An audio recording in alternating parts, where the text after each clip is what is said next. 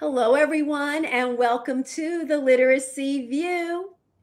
What if I told you that we could accomplish what we do with kids in half the time, or maybe even less, as far as reading instruction goes? What if you're a teacher out there and you've been doing Orton Gillingham based work, and you know it takes 2.5, 3 years, sometimes more than 3 years to work with a struggling reader? But there's an approach that you'll get the same results, but perhaps a lot faster. Well, if you don't know about linguistic phonics, that's what this episode is about today. So, Judy Boxner, my co-host, is holding me to value and promise. So, what are you going to get out of this episode? Well, if you didn't know what speech to print is, by the end of this episode, we know you will have a basic understanding of what it is, and hopefully it will encourage you to explore it. And as far as what you can use from this episode, something practical, we hopefully are going to talk about maybe some strategies that are part of the approach that maybe you could start using in your classrooms tomorrow. All right, so I'm going to introduce you to our two special guests we have today. We have Jennifer Newman, and she is an SLP and a reading specialist, and she does private work in the Boston area. And then we have Svetlana Sekovich and Svekovich.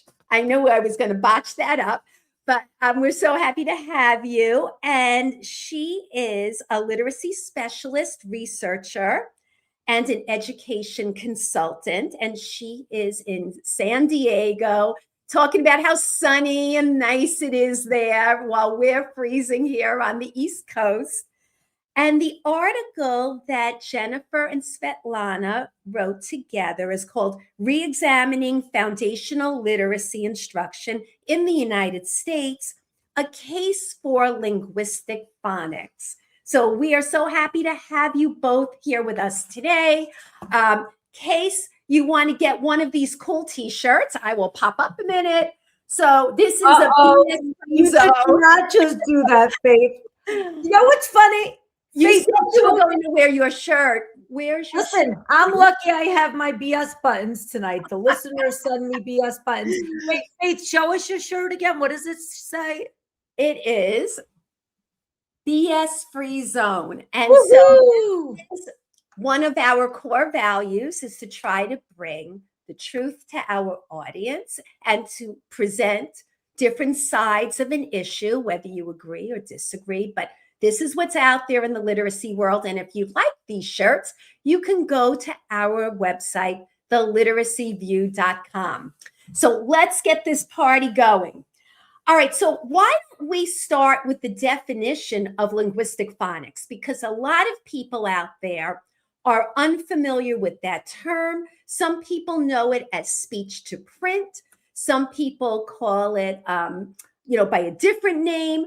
Why don't you clear it up? It doesn't matter to me who goes first, so just get started.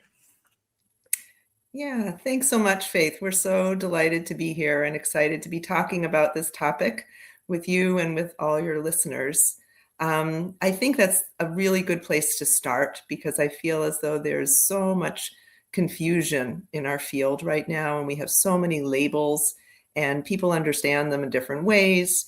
And so when we wrote this paper, our goal was to try to bring some clarity to the conversation. And we know we've been watching and hearing the word speech to print and starting to, read articles that indicated that, well, all approaches to teaching reading do both speech to print and print to speech.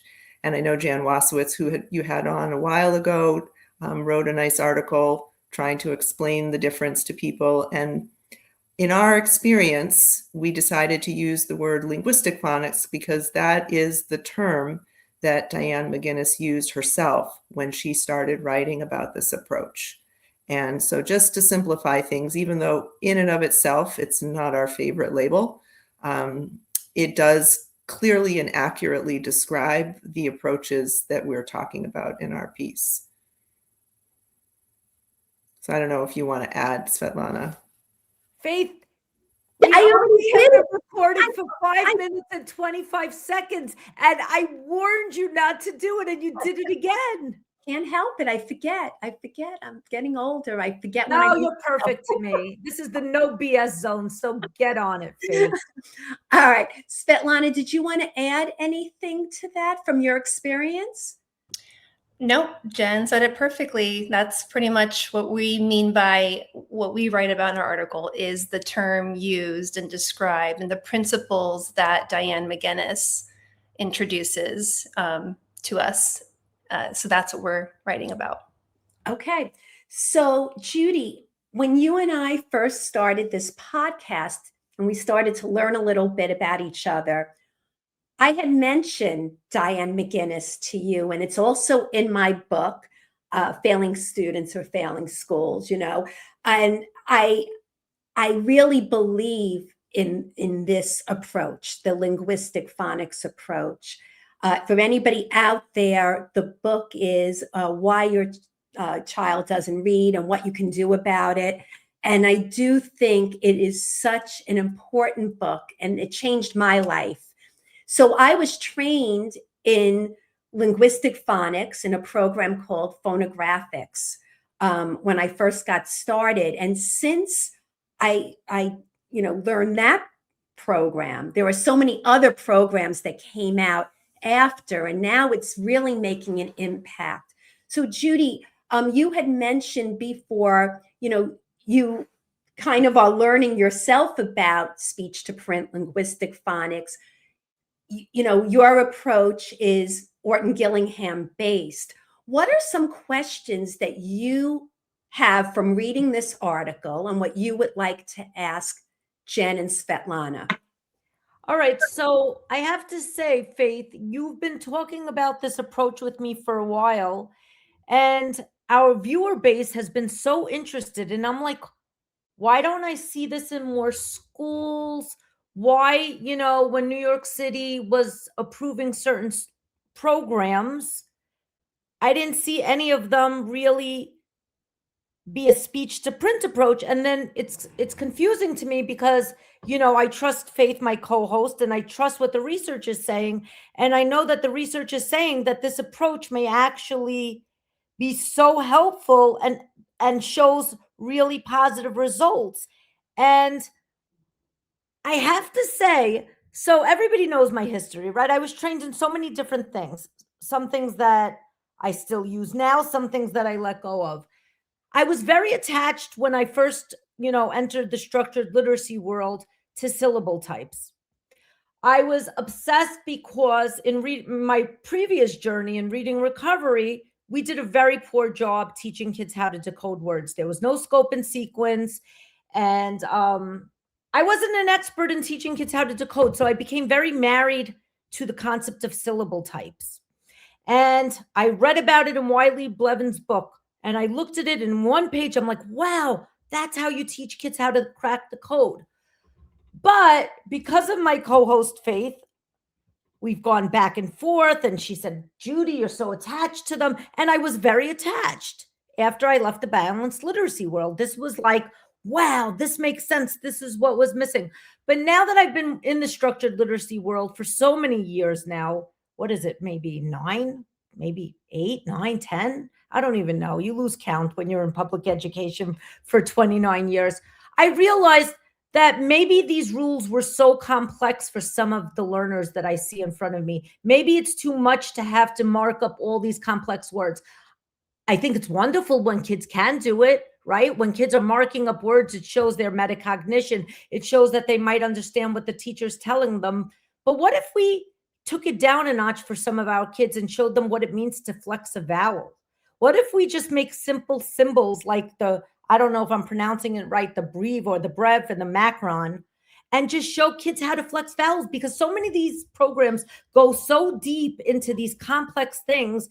And then I'll see a kid in text that doesn't even know how to flex a vowel in the middle of first grade. And when you see an oral reading fluency passage that's quite complex and has so many different word types and,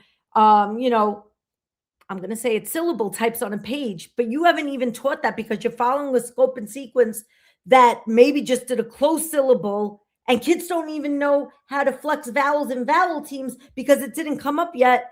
Maybe it wasn't the best approach to stay so married to something that goes so slow. Or maybe if you have a certain program in your school and you're not in a speech to print approach because you don't have that choice, maybe just gaining that knowledge of knowing pedagogy and different things like I am now better versed in is helping kids. It's amazing that I'm no longer married to programs, but really starting to like dig deeper. And part of me is a little jealous. I'm not going to lie. Not going to lie. Why have I not been trained in this approach yet? I'm a little curious. I wouldn't mind getting my feet wet, but at least I've had the privilege of being on the Literacy View and talking to Faith and talking to people like Svetlana and Jen that I already know. For years, I haven't been married to approach. For years, I've been teaching kids now how to flex the vowel. Boom, what a game changer. So now I don't have to wait till my scope and sequence covered all the syllable types. We're already flexing vowels and thinking about sounds from day one. And Can I stop you? Let me stop you. So am I blabbing too much, Faith? No, I think that you made a very good point. An So excellent. then why can't you take out the button and cheer for me sometimes? Do you believe this? Okay, here it is. Wait, is that the cheers or the BS? Okay. So you made a very good point about the idea that teachers don't have a choice about programs. So Judy mentioned teaching with the 6 syllable types.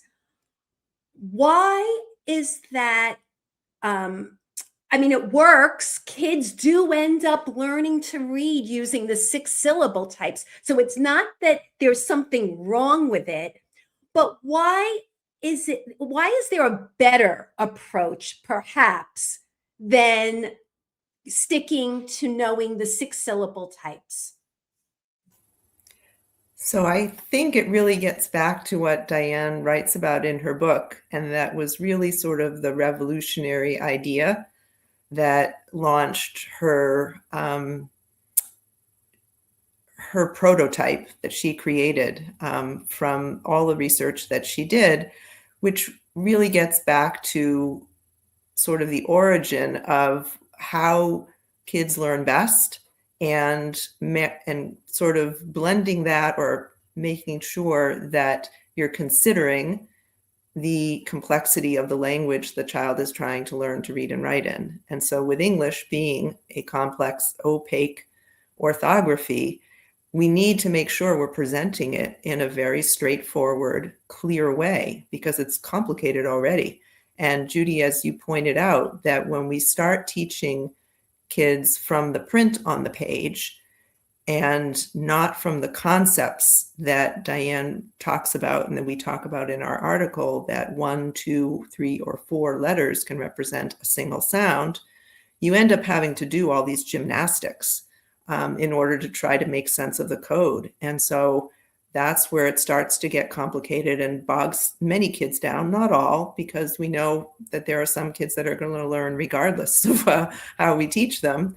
And certainly most people, I think our age and even a bit younger, Svetlana's age, would say that they probably weren't taught with 6 syllable types and they learned how to read. So I think it's important to think about what really, put yourself in the mind. Diane writes about putting yourself in the mind of a child and how a child experiences this new thing that they're being presented with when they come into school. Most kids come into school knowing how to speak, and what they need to learn is how to read and write. And so working from the speech that they bring to school and showing them how that speech is represented on a page and how the system works, how the logic of the code works, makes it much, much easier to, teach those basic one-to-one, one-to-two correspondences quickly. And then the hard part, which is the more advanced code, where you have multi-letter spellings, or what in other programs would be called vowel teams or R-controlled syllables or things like that. They've already got a foundation and an understanding of how the system works. And they have a schema and a framework that the sounds are being matched to these patterns on the page. And it's just much easier to introduce all, the 5 most common ways that you might spell the A sound or the E sound, even in kindergarten and first grade. And so, Yes. I want to just add on to Jen's comment here. For me, when before I found Diane McGinnis's book, and then before I even found her book, I found Reading Reflex, that book, for $14.99. And when I read that book by Jeff and Carmen McGinnis, Jeff is Diane's son, that is what gave me the big aha light bulb of like, oh, I get it. This framework, as Jen said, it allowed me as the teacher from going from this, I had the whole reading first era, trained in all the different, the phonics stuff with reading first. After reading first, I did Wilson training, I did OG training. I mean, you name the training, LLI, I did all of it. Oh, this is the thing. This is the thing. Like, oh, okay, let's do this thing. And yes, I saw progress. Yes, I felt like a little more empowered and like, oh yeah, this is it. This is going to get them there. And I'm excited. And yeah. But no, at the end of the day, it didn't get them there. I ran out of time. I passed them on the next grade, still behind. They made progress, but not enough. They didn't catch up. When I got to Reading Reflex, when I found this framework, I reoriented my entire lens of how I viewed and understood the code. So now I understand it from these very simple principles of how it was designed. And then I share those principles with the child, not just by telling them, not like declarative, like, oh, by the way, this is the thing. No, we say the thing, but then we show them through the context of words. We pronounce words. We then, sort them and categorize them and look for patterns, all the things that we're wired to naturally do, like look for patterns. But like Jen said, it's a very straightforward way, so simple. And I'm like, this is so easy. I don't have to wheel a big cart of things to my students' lesson. All I need is a whiteboard and a marker, and that's it. And I could never say that before.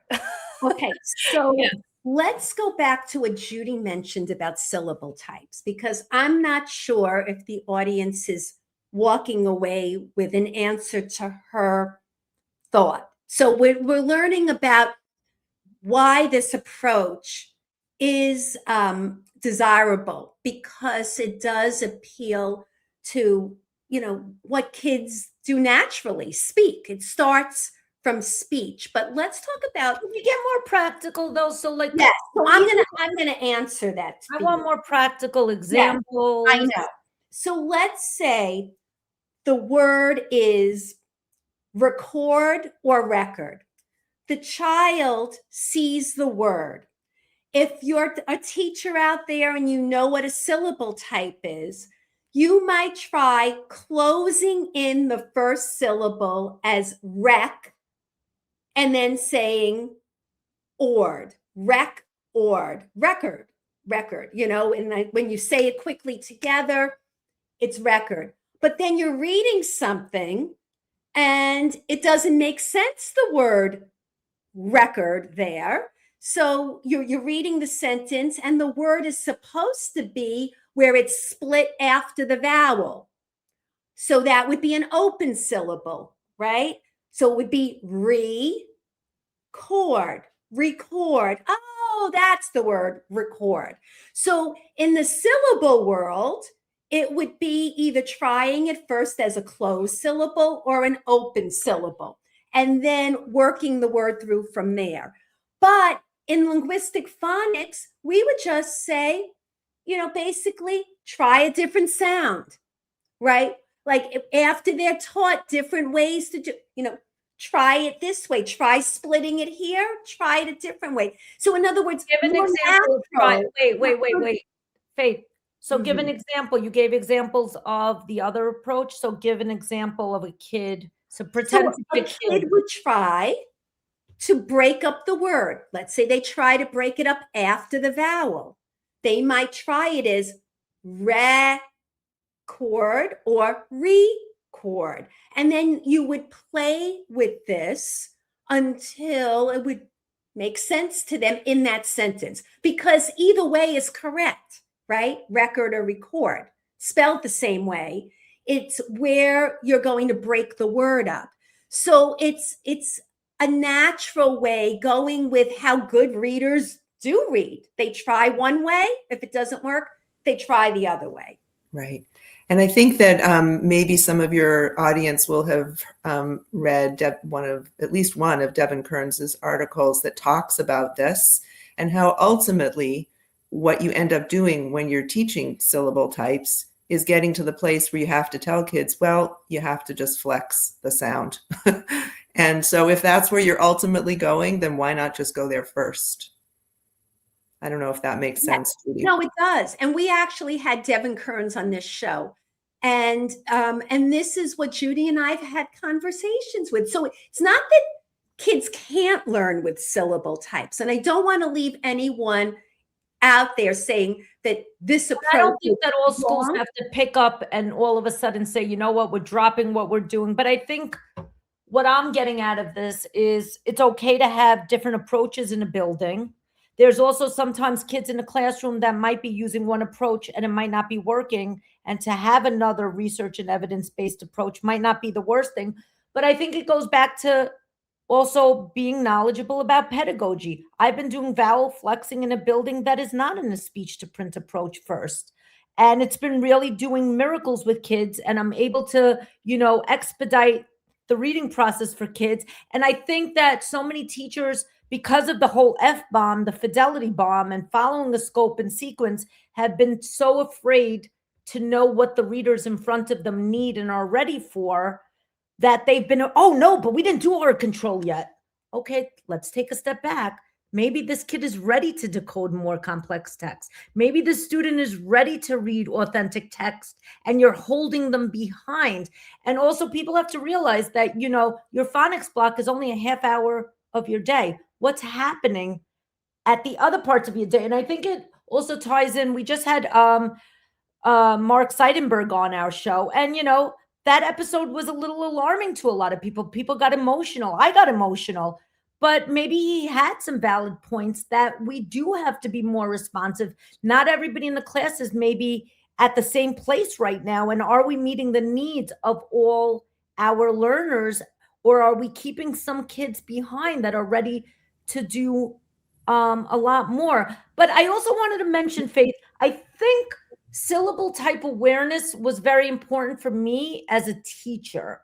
I think that there's so many teachers out there, if I have to be honest, that don't fully, even though the science of reading has been around for a while, don't fully know how to teach kids how to decode, regardless of the approach. And some of my teachers, like I'll see, because I'm starting to have those discussions, they're hanging posters, not for the kids, but for themselves, so that when they're doing small group instruction or whole group instruction, they're still learning it. So I think part of the problem is that, principals will so often focus on grades 3 to 5 with this assumption that all kids know how to read. And the truth of the matter is there's many kids that are in 3rd grade, 4th grade, 5th grade that still haven't fully cracked that code. And we cannot, as a system, do better unless we really catch our teachers up to speed, whether it be with an Orton-Gillingham-based approach, or maybe the right approach is also to introduce this speech to print approach. And maybe the speech to print approach would be a great thing to show some of our upper grade teachers too, that don't have that many years left with those kids. And, we don't want to have kids that get to middle school and still haven't cracked the code. I'm curious to hear some people's thoughts. Well, to your point, Judy, that's exactly what we're trying to say in our article is linguistic phonics is at least worth a look. It's worth bringing to the table because right now it's been ignored at the table for some reason. Like you said, it's nowhere on any kind of list. It's not an option for schools. Somehow, and we don't know why. That's what we're like, well, let's at least explain it. Here's what it is. Here's all the research behind it. There's evidence to show that it does work and it works quite efficiently, and it can get those readers reading on that, get them on that off ramp, or as Mark Seidenberg says, that velocity rate, like get them off and reading and at least cracking the code by mid kindergarten before they get to first grade, because we know that by mid first grade, that negative self-concept sets in and it's really much harder to get them right. So, you just gave me the chills that in a good way and in a bad way that many kids can have cracked the code in kindergarten. Yes, and I'm seeing it right now. What I'm seeing is that kids in kindergarten, I mean, I'm seeing big improvements, but they're like it's a miracle that we're all clapping that kids can blend just a basic CVC word. Oh no, Judy, they're reading passages. Well, that's interesting because when you look at universal screeners, quite often to get out of kindergarten, I'm talking about it like it's prison, but it's the most beautiful thing in the world. To get out of kindergarten, basically, really from the screeners that I've seen lately, you just have to be able to decode a CVC word, and letter ID is not even, as we know, it's just something. And that's part of the problem. Because wait, Faith, wow, a problem? Yikes. That's part of the problem because the expectation is that kids should be reading by mid first grade, an oral reading fluency passage. By the end of first grade, they should be reading, but yet the curriculum moves at a snail's pace. And so you have a phonics program that, it works, but there are kids who could be going so much faster. And that, to me, is a crime that there aren't more schools on board with the linguistic phonics approach. Because cheers. Thank you. Here it is. Maybe we have to buy you a button or something, huh? But and just to give you a little bit about my background, I learned after I was trained in balanced literacy, whole language. I mean, I've been around for a long time with this. My first exposure was to linguistic phonics before OG, but I would not have been able to get a job if I did not go to the Orton-Gillingham approach and learn programs under the OG approach. No one cared that I knew linguistic phonics and it was effective and that I was helping kids. Nobody. So I went in the opposite direction. I started with linguistic phonics, but then had to learn OG. But I have to tell you, all learning is valuable. And what Judy said to her point about teachers knowing the syllable types, it's not necessary, but I loved it. I loved learning the 6 syllable types as a professional because I was already a proficient reader and it all clicked and made so much sense to me. And I love trying to break up words. But the kids in front of me, I could do it with them, but they never remembered all these syllable types to apply it, especially for words that went beyond 2 syllables. Like it worked okay for 2 syllable words, but then when we got into 3, 4, 5 syllables, forget it. There was really saying you didn't want to draw a little bridge like an Orton-Gillingham, a million bridges under the word. And I know that as the word gets bigger, you're not doing the marking up like you do for 2 syllables, but the kids did not make that connection. They were still trying to find the syllable type in every part of the word. They never got to the point of that flexing. And so I said, what am I doing here? I'm going backwards instead of forward. But I think that, like I said, I think it's okay to like also embed best practices in whatever approach you're doing. And I think that what I'm learning is it's okay to stay curious. Just because you believe in OG or you're trained in OG doesn't mean your journey is over. Like, I'm in public education for 29 years. You're muted again twice. She's cheering me and I can't even hear her cheering me. I have to give you a cheers. And you know what? And you didn't even ask for it this time. Here we go. No, I'm serious. I mean, But Judy, I want to push back a teeny bit. do it. I think I heard you use the belief word, and I think that's a really that's a word that's gotten us into a lot of problems In what reference? In the fact that Right, it's right. about beliefs, it's Right. about evidence and what works, Right. and that's really what we should be going by. But I think that unfortunately people are still so tied to what they were trained in that it becomes still, even in the science of reading world, people feel like it's their identity. And I think what I've learned, and I think it's part of why I've survived on this educational journey, is I can't believe it, because like at some point reading recovery was my identity. That's how I really felt. I felt like it was my defining moment in life. This is oh my God. And then when I realized it wasn't helping as many kids as it could, and that I could do better, I can't believe I was flexible, but I'm so happy that I was flexible. And I think that, then for a while, oh my God, I was like foundations. Wow, it's the end all be all.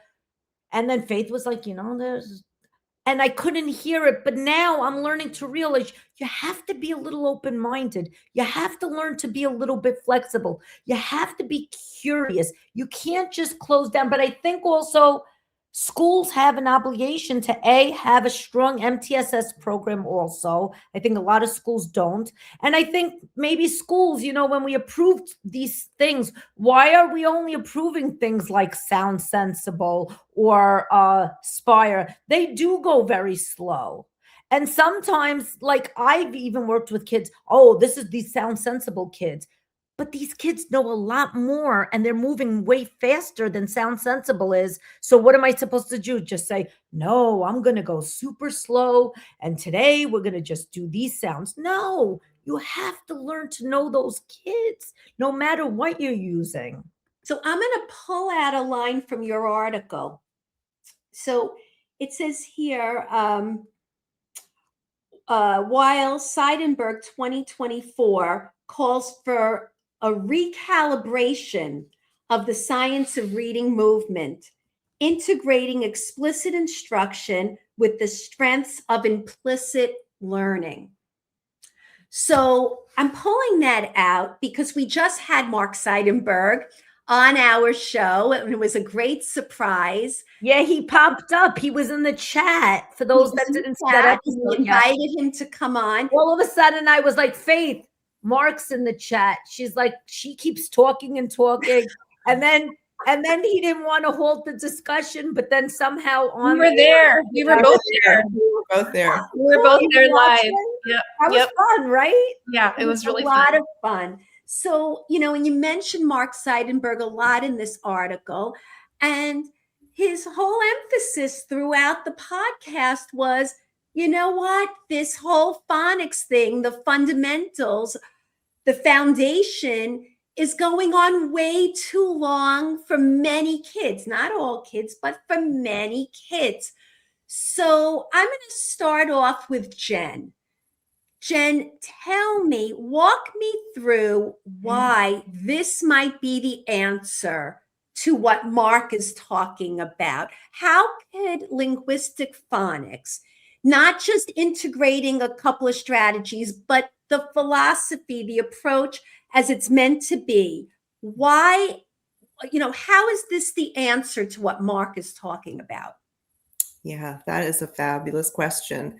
So I think what we have felt for a long time, and we being those of us who have been using linguistic phonics, while listening to some of the things that Mark's been writing about and saying for a number of years, have felt a real resonance with what he says. And the reason is that linguistic phonics is just a very simple, coherent, flexible, streamlined approach to getting kids up that on-ramp that they need to understand how the code works and to start reading authentic texts so that they start to get the exposure that they need to get those statistical learning mechanisms going on fire. And explain statistical learning. So we know what you mean, but some people in our audience, they wouldn't know what you're talking about. So explain what's important about statistical learning. So what Mark writes about is that our brain, that we as learners in all domains, not just with literacy, we look for patterns, and that our brains are just wired to do that. And that applies to our writing system too. And if you think, and it applies to our oral language system too. Babies are immersed in oral language. We don't explicitly teach them all these components. But the difference is that with writing, there was an assumption that because it's not a natural skill that we can just learn by osmosis, we must have to teach it and teach it very explicitly. Well, there's really kind of a balance. And so if you teach kids how the code works and they understand the system and teach them enough of the code to get them started, then they can enter reading texts and they start to get exposed to all kinds of patterns that they may not have been explicitly taught, but they can start to figure out on their own. And that's what he's talking about, the balance between explicit and implicit teaching and learning and statistical learning, I think. Yes. And so it's that self-teaching, when all of a sudden self-teaching kicks in, where they start to make connections. So Svetlana, walk us through an example of what a speech to print linguistic phonics lesson would look like. So for people out there who don't know, give us an example, of where it begins. What are a couple of things that, activities that would be considered part of the approach, and how this kind of turns print to speech on its head a bit? That's a heavy question, Faith. It's a big one, but I'll do my best. To add to the self-teaching really quickly, until I started doing this approach, I didn't see that happening before my eyes with students until I did this way. I watch students do that shift from, hey, I don't need you showing me everything anymore. I got this. Literally, I'm like, okay, we're good. We don't have to show you all these patterns anymore. We're just going to get into reading. Let's go. Let's read. Let's write about that reading. And they love it. Today, in fact, I did a 45-minute lesson of, showing, we broke down the big words. We wrote a summary sentence. We did a lot of hard work. We read a passage. And then after the fact, this is a second grader, I go, we did the whole 45 minutes. How are you feeling? Do you want to read the book still? Like, she was a fun book that we want to read together, a shared reading experience. And she's like, yeah, I want to. So we kept going. We went on for another, 15 minutes. So a full hour of an engaged second grader who couldn't stop. She couldn't stop. So to me already, this is just my third lesson with her.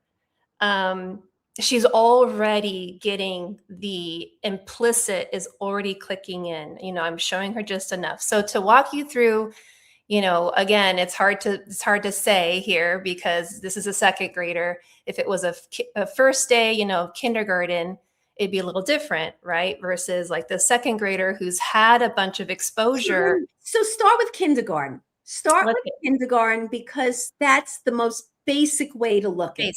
Yeah. Yep. So I walk into a kindergarten classroom and they're looking at me and they're just excited. And I introduce myself and they have their little whiteboard sitting on their laps, and they're ready to go. And I tell them, today, I start with a book and I read a book that's exciting and engaging. And I go, you know what? Somebody wrote this book with their words. They had thoughts and they wrote them down. You know, their talk is on this page. And when I said that, I remember this one little girl sat down and she's like, she had, it didn't click that is a connected thing, that our thoughts now go into this book and our talk goes into this book. So then I'm like, okay, today I'm going to teach you guys how to turn your words into things you can see, into things you can write. We're going to put our words on our whiteboards. Are you guys ready? And they're ready, and they just have their little markers.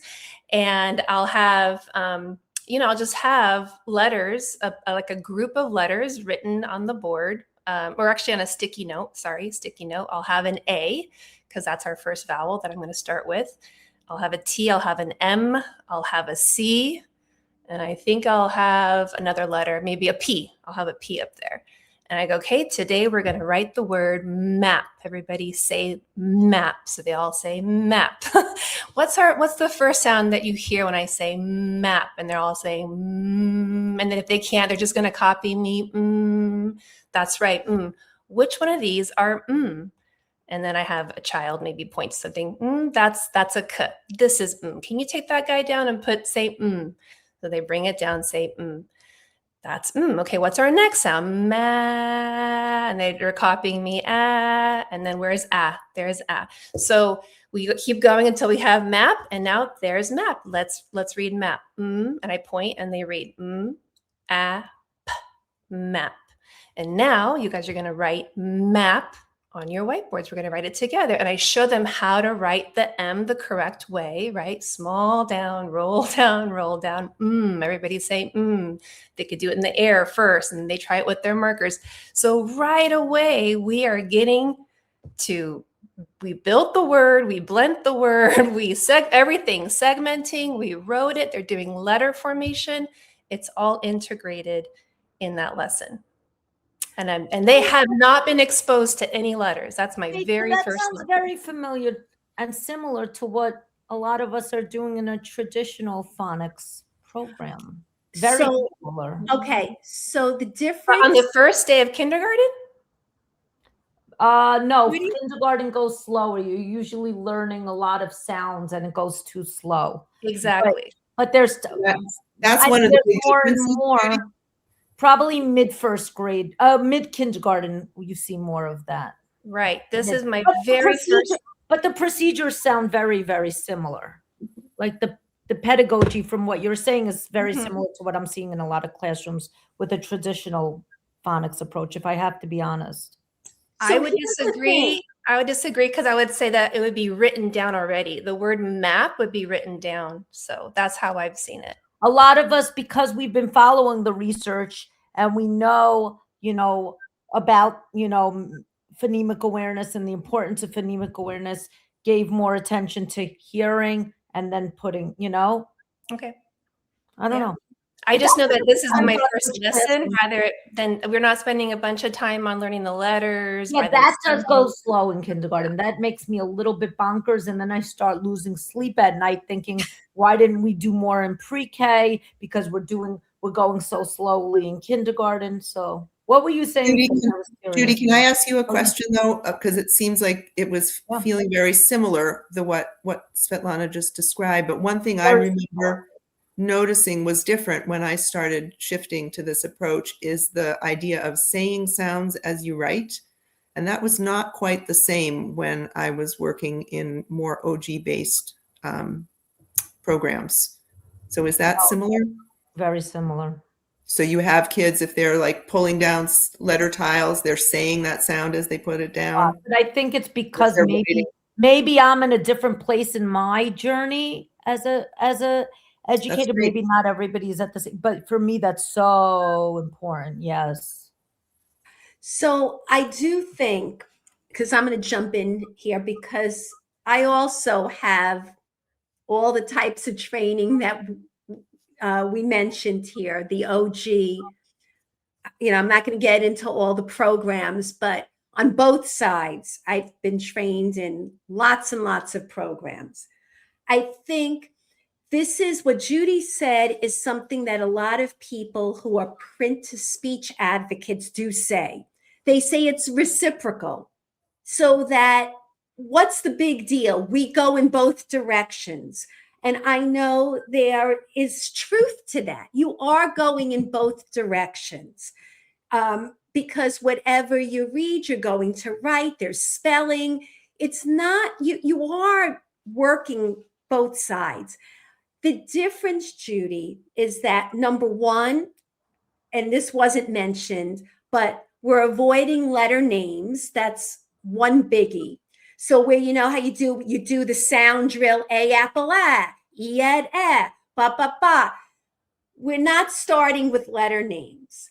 It's basically you're starting with a whole word, and those letters at the beginning, they will learn their letter names eventually, but at the beginning, it is purely by sound. And that is the basic simple code, the initial code, whatever some programs call it one thing, some call it another, but it's the basic when there's one-to-one correspondence, right? Yeah.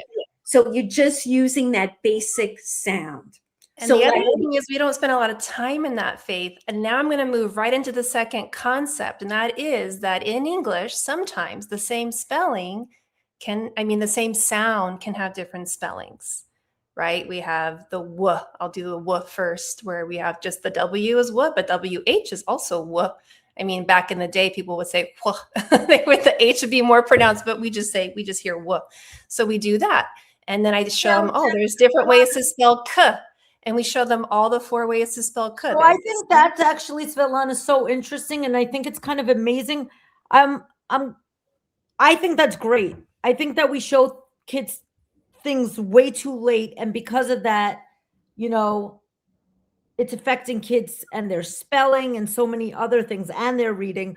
Now, have you ever seen kids that went into overload because you showed them so many different things? They're so excited, Judy. They're so excited. These little kindergartners are Like, ready. what about the struggling learners in the class? Even the most struggling one is eating it up. She can barely hold her pen, but she is right there with me. She her marker, but she's right there and she loves every minute and she's eating it up and she wants more and she loves it. No, everyone's joyful. I'm joyful. We're all excited. Let me ask you both ladies another question. I'm a little excited tonight.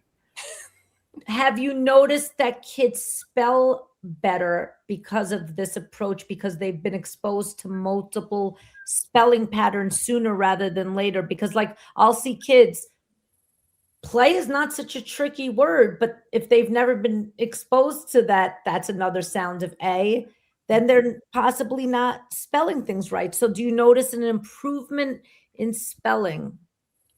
Jen, you want to start? Sure, I do. I think for sure spelling lags behind for most kids and takes longer. But what I notice when you look at sort of the types of errors that kids are making when they've been taught this way, especially from kindergarten, they're logical. They make much more sense. You see a lot less of the letter name kinds of errors in words and more, let's say they use the wrong 2-letter spelling pattern. So they use the vowel consonant E instead of the AI in a word, but at least that's logical, as opposed to just using plain old A in a word where it couldn't possibly be A.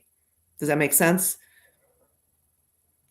So yes, it does. And so from my own experience, and I know what you mean. So I think let's give people an example. So for instance, you said they confuse the spelling with letter names. So for instance, let's say the word is empty, right? And kids hear M at the beginning, so they just write M instead of EM, so that's confusing a letter name into the spelling. And that's because they know the letter name first, so they start infusing letter names into their spelling when they're not really listening for every sound. You said something very interesting, though, Judy, about spelling. So I'll tell you what I've seen. I've seen in the initial code at the beginning, the spelling is really strong, because they're really spelling words that are one-to-one correspondence type things. So what I mean by that is it's like sticking with CVC type things, and the spelling is pretty strong. As the words get a little bit harder, I do think that sometimes the spelling needs a little bit more work, and it's not as powerful in some ways as OG, where it's really with the rules, because it's not rule based. All right. And I do think that that's where morphology comes in, and making sure that kids are including some meaning into their spelling. That helps as well. I just think that as far as spelling goes, it is stronger at the beginning, but as it gets into the more advanced code, sometimes they still need more. And that was our episode with Lynn Stone. I don't know if you ladies watched the episode with Lynn Stone, but Absolutely. that was one of her complaints, that she has seen kids coming out of speech to print approaches and their spelling is atrocious. And I have to tell you, she was not 100% wrong. We disagreed with a lot of things, but I agreed with her on some points as well. Just again, being open and going by what I've seen. Sure. What are your thoughts on that? Because she had a lot to say about that. Yeah, I think it's a common criticism that I've heard, not just from Lynn. And I think maybe it comes from, again, some misunderstanding of how how a linguistic phonics approach is really implemented. And so it's not and never is just about the sounds themselves. That's your starting point. You have to get kids to associate what's coming out of their mouth and how we represent it on the page. But that's only the first step. And so meaning is always involved. We're working with homophones from a very young age, even in kindergarten, and showing kids that, okay, we hear the same sounds in this word, but guess what? We spell it a different way because it has a different meaning. And they learn that from the beginning. So that's sort of a baseline. And then when you get into the more advanced code and you start getting into different, morphemes at the end of a word, or, prefixes are usually pretty straightforward, but kids, when I have kids that are struggling to remember to use ED, I'm always reminding them, think about what that word means in your sentence. Does that make sense to just put a T or a D at the end of this word? It doesn't. You have to think about what you mean, because our language conveys both of those things. So I think it's harder with spelling. I certainly never saw better spelling when I was using Orton Gillingham approaches. I want to say the same thing. I've seen atrocious spelling too when I have students coming to me to get the linguistic phonics method after years of doing Barton or Wilson or any of the other traditional structured literacy type things. Their spelling is horrendous. So I don't think it's the approach necessarily. I think it's that these students have misspelled these words so often and they didn't really have a strong grasp of how the code worked, that now when they finally tried, this linguistic phonics way, they're still trying to undo some old habits, and that takes a long time to do. What about spelling options? So like in this approach, how would a kid know what their spelling option is and how to select the correct spelling option for that word besides using meaning? We do a lot of corrective feedback right away. We give them, we believe that the invented spelling moment is important. So they have to try it first. We're going to give a sentence, whatever it is. Let's say we came up with a summary sentence, and I'm going to repeat that sentence over and over again, and they're going to write it on their whiteboard. And I just tell them, hey, don't fret. Don't just whatever comes to mind first, for that sound, whatever you're sounding out, put it down. And then we're going to fix it. And then that's what we do. We just go through and fix their whiteboards real quick. You're right. That's an E. This is the E in this word. And I quickly write it on top of their whiteboard. Boom, they fix it. And then they read it correct. the correct spelling, and now that correct spelling is imprinted in memory. That's the final way. But that working through and that feedback is the important part, where things are then. So there's no rules in this approach at all? Like none? No, we don't spend a million years going, oh, you could try this and that and that. Just put something down and then we'll fix it.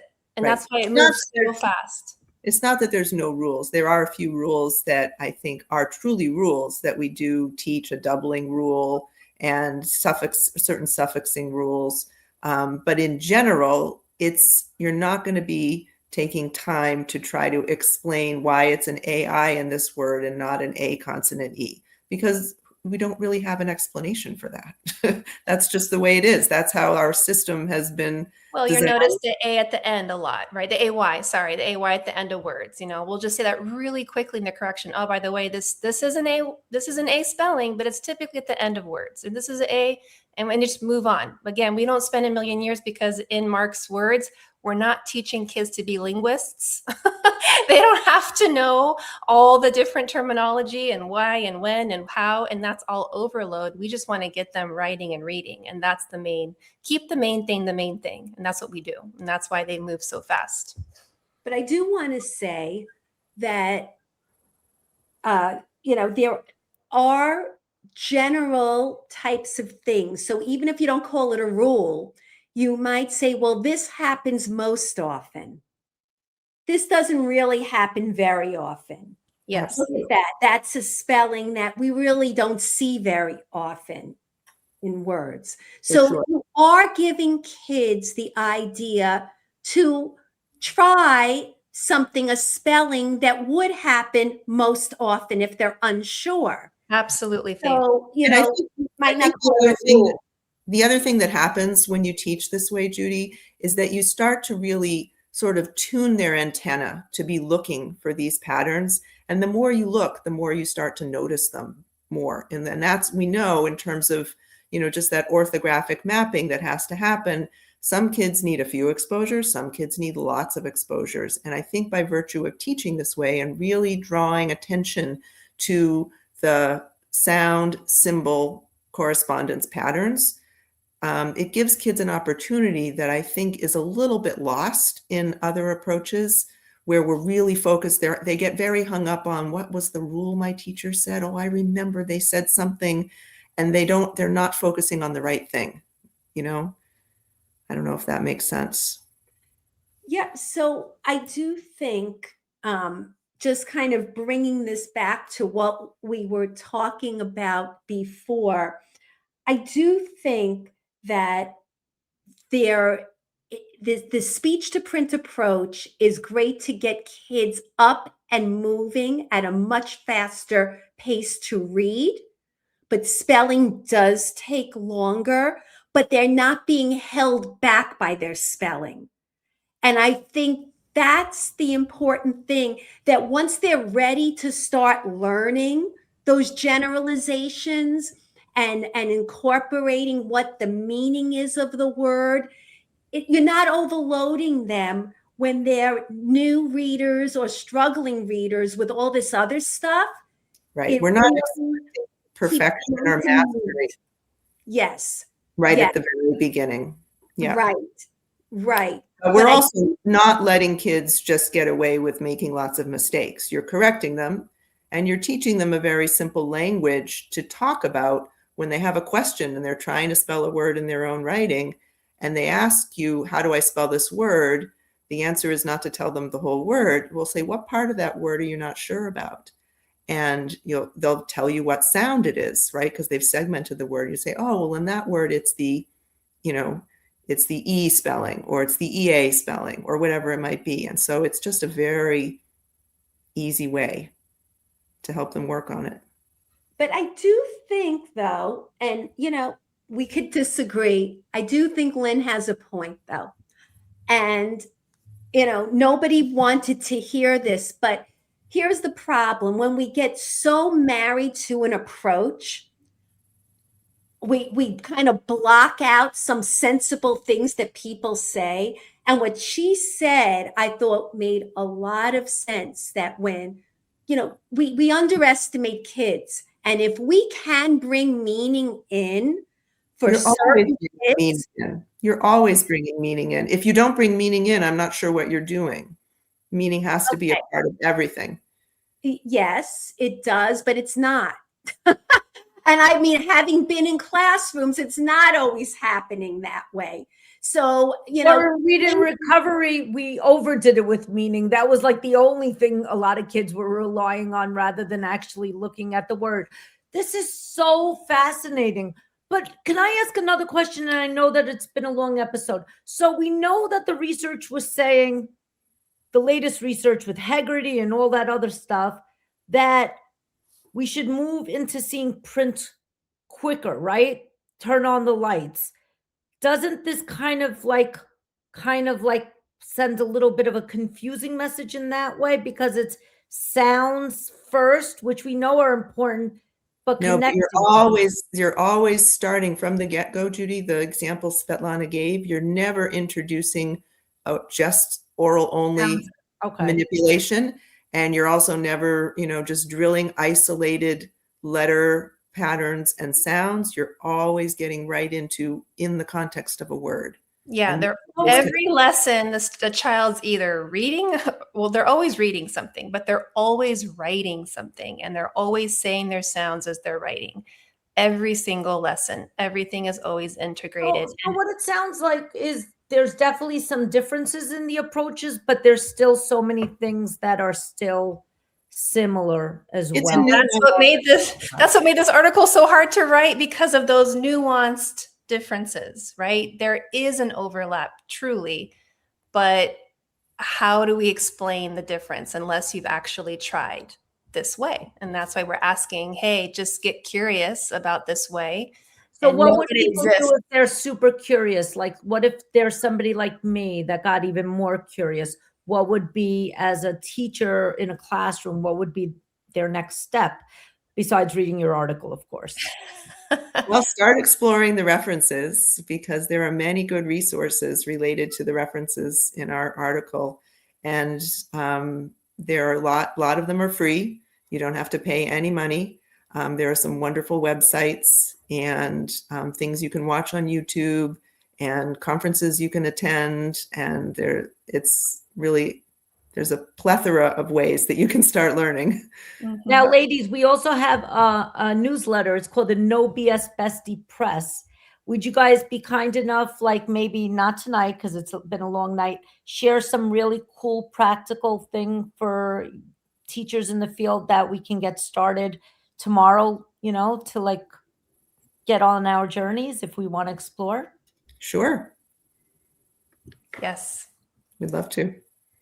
All right. Well, I think this was a very good start as far as getting people to understand what linguistic phonics is, why it should be something to explore, because, we don't want kids going up through the grades and always being behind. We want to close that gap.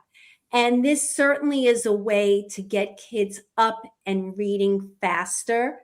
I do think that there's a benefit to both print to speech, speech to print. For a teacher, it's great to know both. Both of you have training in both. So I think you could really speak intelligently about both approaches. The problem is when people get stuck in one way and they won't even be open to looking at something else. So we hope that this episode at least opened the door to exploring. Is there anything that You can't let the ladies off until you do your tradition, Faith. Oh, yes, yes, yes. It So wouldn't be the literacy view without that. that's right. So between the two of you, if you could come up with 3 BS types of things you've heard in education that you want to share, and 3 things to cheer about.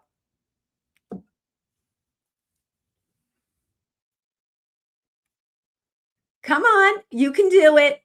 What's something that is BS that you've heard in education? 3 between both of you. Come on, you can do it. I feel like the list is long and suddenly my mind is going blank.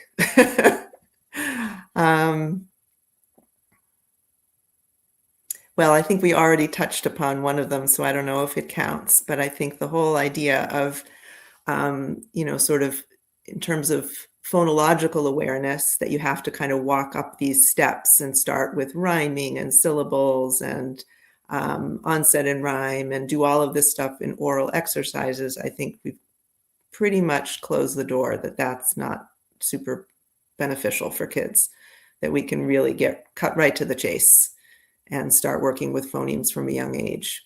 So that would be one of mine. Svetlana? I just want to, my big, BS thing is, well, this works for me, or I see it happening, for my kids and it's working just fine. But are we okay with just fine? I don't know that I am anymore. Ever since this way that came into my life and the way I teach students, I'd never go back to any other way. I know of the other ways and I did value them, at the time, but I've evolved so much. And so what I'm following now are outcomes. So that's the celebration. And I read a Holly Corby Substack recently, and I loved it so much that she talked about, why don't we as teachers follow the superstars of like real good data, real good outcomes? Like, we don't have those people. Why? Why aren't we following schools like the school Faith is in? What is she doing at Lynbrook? What's happening over there? Why aren't we celebrating those schools? Why did it take Emily Hanford's episode to expose what's happening in that one little school that I can't even remember the name of that's making miracles happen every single day? No one cares. And so that's where I'm wondering why that's the BS. Like, to me, that's major BS, and we need to fix that. So let's follow the outcomes. I'd like to add another one that I just thought of listening to you, Svetlana. I think the other one is to not be satisfied when you have a struggling reader to say, well, that's just going to be the way it is for them. It's just going to be slow and it's going to take a long time, and that's the way it is. I've seen that is not the case, and that we can't let that happen anymore.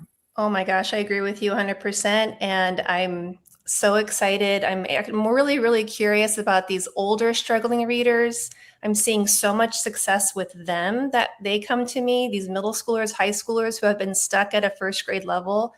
They come see me 8 hours or so later.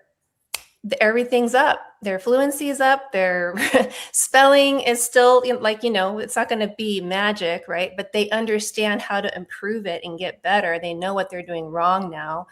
And their RAND scores go up. Everything goes up. And there is no research on RAND going up, but I'm finding research behind RAND going up. And it's because students are able to actually read at a fluent rate with successful remediation. And these middle schoolers, high schoolers, college students, I even did my first adult a few years ago.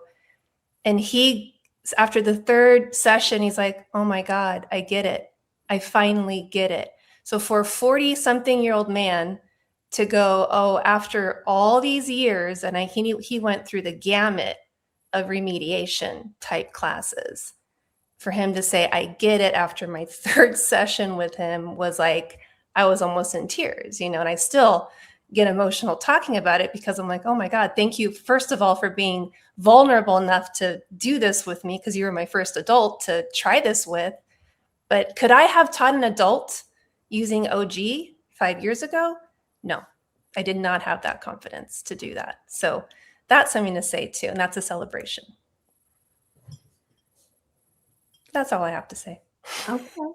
All right. Wait, I want to call BS. I'm gonna steal a moment. I'm gonna call BS on schools that mandated lists so quickly and didn't give this approach a look or a consideration. Maybe we rushed because we all wanted to rush to put approved programs, and I don't see this approach on that many lists. So maybe we need to revisit those lists and consider maybe adding it or giving it to schools as an option. Maybe we became too rigid with what we're allowing to happen in our schools.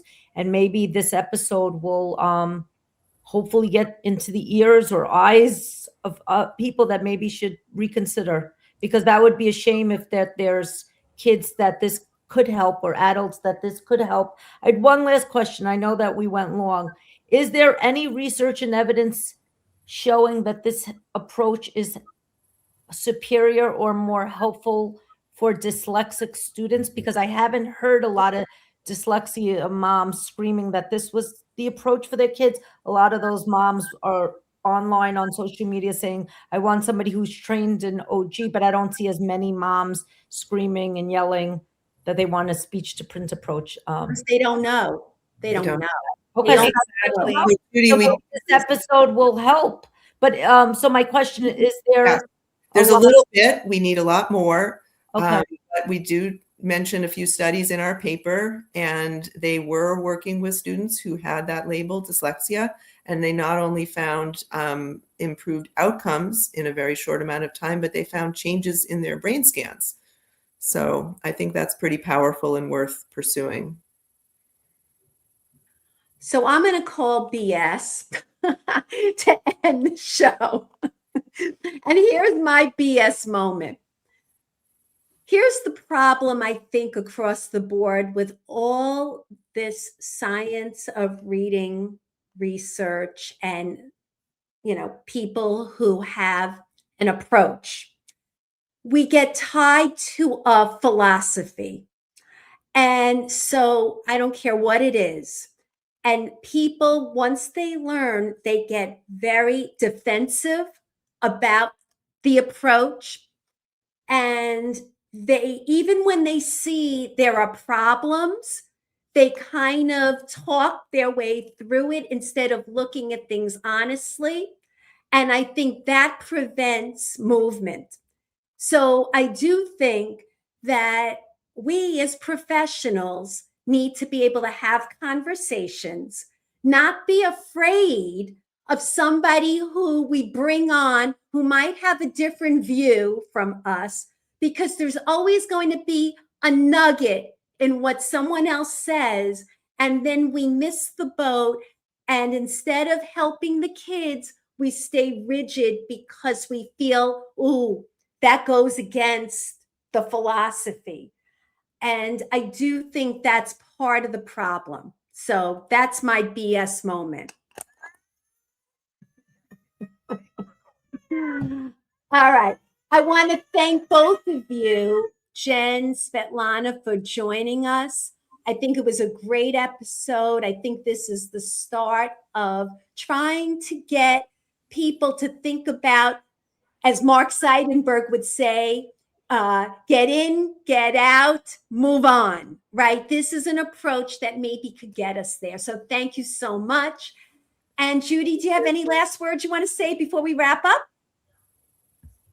Follow us on the literacyview.com website. Also, we are looking for sponsors. And guess what? We're not looking for your typical sponsor. If you're a curriculum company, say bye.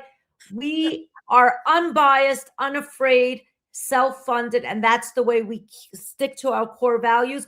But if you are a brand that appeals to teachers, please contact us at faithandjudy@theliteracyview.com. faithandjudy@theliteracyview.com. It could be mental health, wellness. What else, Faith? Beauty, health, fitness, travel, coffee, tea, anything, healthy foods, anything, getting out the door quickly so that you could get to work. Anything that applies to teachers, give us a call. Okay, we're wrapping up. Bye. Thank you. Thank you so much.